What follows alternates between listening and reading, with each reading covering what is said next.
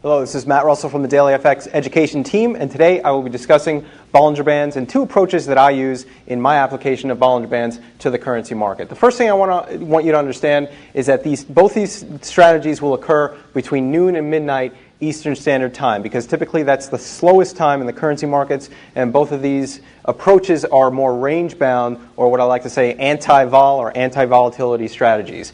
So two methods that I use. The first is 2 standard deviation on the 60-minute chart. The one thing I wanted to mention about Bollinger Bands is that Mr. Bollinger is a good salesman, because if you have an indicator, and again, what the 2 standard deviation means is that 95% of the time, using a standard bell curve and applying it to asset prices, 95% of the time, prices will stay contained within those bands. So if I hear that information, I'm going to go buy that indicator right away. The thing to understand, again, he's a good salesman, the thing to understand about the calculation of standard deviations is that each time prices move just a little bit above the bands, instantly that information is calculated into the standard deviation. So the market, it's a lot more malleable than you would expect when you make that statement. 95% of the time, prices are going to stay contained within the range. So that's something that I want to impart to newer traders, is that number, I would say, is a little bit, it's lower than 90% in my mind. I would say maybe about 85% of the time, again, because the bands will instantly adjust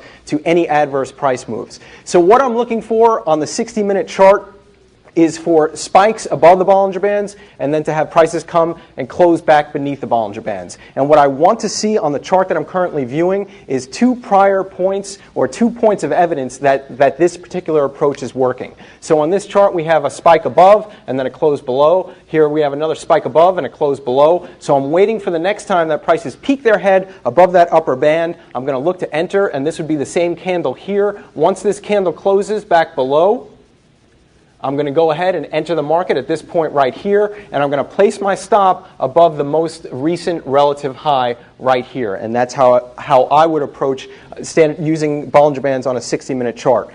The next thing that I wanted to approach is using the 3 standard deviation method on a 5-minute chart. And this is a strategy I developed a few years ago, and you're essentially looking for back-breaking moves on a 5-minute chart. Now, the thing to understand is that using 3 standard deviations on a 5-minute chart is very similar to using 2 standard deviations on a 60-minute chart. Again, because all that price information is instantly calculated into the Bollinger Bands. So what I'm looking for is very similar on the 5-minute chart. I'm looking for prices to come up to the 3rd standard deviation, either on the upper band or the lower band, move above it, leave behind a long wick. At that point, I would look to enter, placing my stop above the high of that long wick. And similar to this approach, I want to have at least 2 points of evidence that this particular approach is working. Again, this is Matt Russell from the Daily FX Education team. Thank you for listening.